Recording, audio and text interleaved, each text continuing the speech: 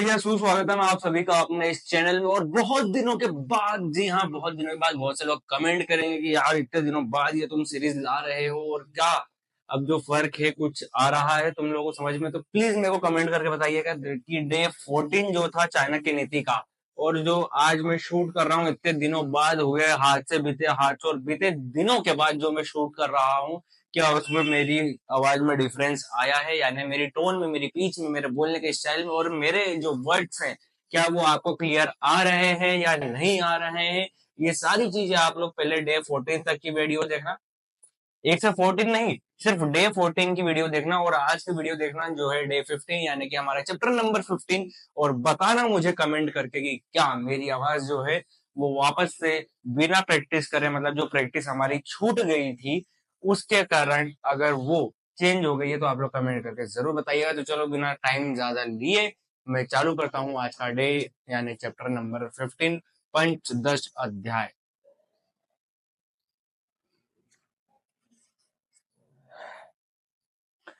पंचदश अध्याय दयावान वनय यस्य चित्तं द्रवीभूतं कृपया सर्वजनस्तु तस्य ज्ञानं मोक्षणं की जटा भस्मलेन पनेह। आचार्य चाणक्य कहते हैं कि जिस मनुष्य का हृदय सभी प्राणियों के लिए दया से द्रवीभूत हो जाता है उसे ज्ञान मोक्ष जटा भस्म लेपन आदि से क्या लेना। अर्थ यह है कि जिस मनुष्य के हृदय में सभी मनुष्य पशु पक्षी जीव जंतु आदि के लिए अथाह दया होती है वही सच्चा मनुष्य होता है। उसे आत्मा के ज्ञान की, मोक्ष की जटाएं बढ़ाने की या भस्म तिलक चंदन आदि लगाने की कोई आवश्यकता नहीं होती। गुरु ब्रह्मा है एक मिक्षरम यस्तु गुरु शिष्यम प्रबोध्यते पृथ्व्याम नास्य जद तद्वयम यद तवा च अन्नी भवेतम। आचार्य चाणक्य यहाँ गुरु की महिमा को और महत्व प्रतिपादित करते हुए कहता है कि जो गुरु एक अक्षर का भी ज्ञान कराता है उसे ऋण से मुक्त होने के लिए उसे देने योग्य पृथ्वी पे कोई पदार्थ नहीं है। आशा यह है कि गुरु शब्द का अर्थ अज्ञान को हटाकर ज्ञान प्रकाश कराने वाला ऐसा गुरु ब्रह्मा विष्णु और साक्षात परम ब्रह्मा के समान है। एकाक्षर ओम को परम ब्रह्मा माना गया है। यदि उसी एकाक्षर ओंकार का ज्ञान जिस गुरु ने करा दिया तो उसके अतिरिक्त वजह ही क्या। वेदों में तो यहाँ तक कहा गया है कि एक शब्द के प्रयोग और ज्ञान से स्वर्गलोक और इस लोक में सारी इच्छाओं की पूर्ति हो जाती है। तो ये थे शुरुआती के दो श्लोक। और मैंने एक चीज नोटिस करी कि जो मेरा टंग का पिछला जो बड़ा सा पार्ट है यहाँ कहीं पे, मतलब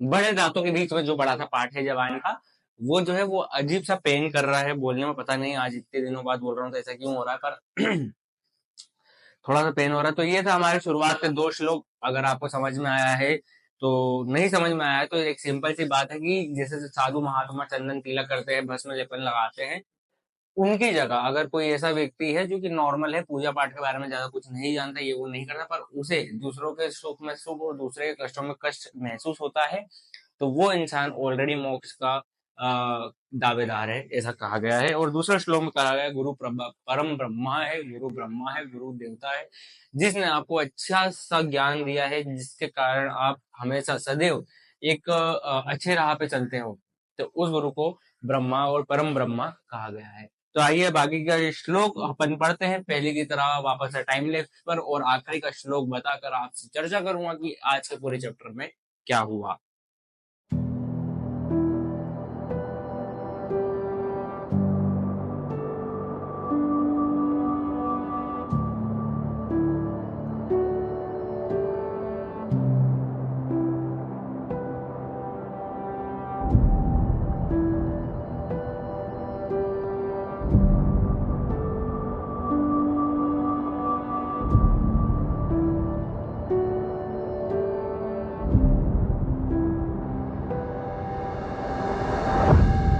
चलिए पूरे चैप्टर को खत्म करने के बाद एक बहुत ही कमाल का श्लोक बीच में मिला था, हालांकि सारे बहुत कमाल के थे। एक जो है वो बताऊंगा मैं आपको, कुछ वो ऐसी चीज है जो कि बहुत ही ज्यादा खतरनाक थी मेरी नजरों में। फिलहाल के लिए आखिरी श्लोक पढ़ते हैं और जानते हैं कि पुण्य से यश कैसे कमाया जाता है। और दया को और दया को अभी वहीं ढेरो लघु तरो द्रौम्यारं धृतो लीलया तेन तत्व देवी भूतले च सततं गोवर्धनो गीयसे त्वा त्रैलोक्य धर्म वाहि कुछ दोष ग्रहण न गण्यते किन वाकेशव भाषेन बहुनाम पुण्यम ऐसा लभ्यते। आचार्य चाणक्य यश की प्राप्ति भी होने से होने की बात बताते हुए कहते हैं कि एक छोटे से पर्वत को आपने हाथों से आसानी से उठा लिया। केवल इसी से आपको स्वर्ग तथा पृथ्वी में गोवर्धन कहा जाता है। आप तीनों लोगों को धारण करने वाले हैं और मैं आपको अपने स्तनों के अगले हिस्से में धारण करती हूँ, किंतु इसकी कोई गिनती ही नहीं है, अधिक कहने से क्या लाभ। तो क्या हे कृष्ण, यश भी पुण्य से ही मिलता है। ऐसा यह है कि भगवान कृष्ण ने अपने दोनों हाथों से एक छोटे से गोवर्धन पर्वत को उठाया था। इससे उनका इतना नाम हुआ कि वह तीनों लोगों में गोवर्धन गिरधर कहलाने लगे। तीनों लोगों के स्वामी कहे उन्हीं भगवान कृष्ण को गोपी अपने स्तनों के अगले भाग में उठा लेती हैं, किंतु उनके इस काम की कहीं कोई गिनती नहीं है, कोई उनका नाम भी नहीं जानता। सच ही कहा है कि व्यक्ति को यश भी उससे पुण्यों या अच्छे कर्मों से ही मिलता है। तो ये था हमारा आज का आखिरी श्लोक। और अब जो मुझे लग रहा है कि हाँ, मेरी जो टोन है या जो मेरे शब्द हैं वो बहुत ज्यादा क्लियर हो रहे हैं।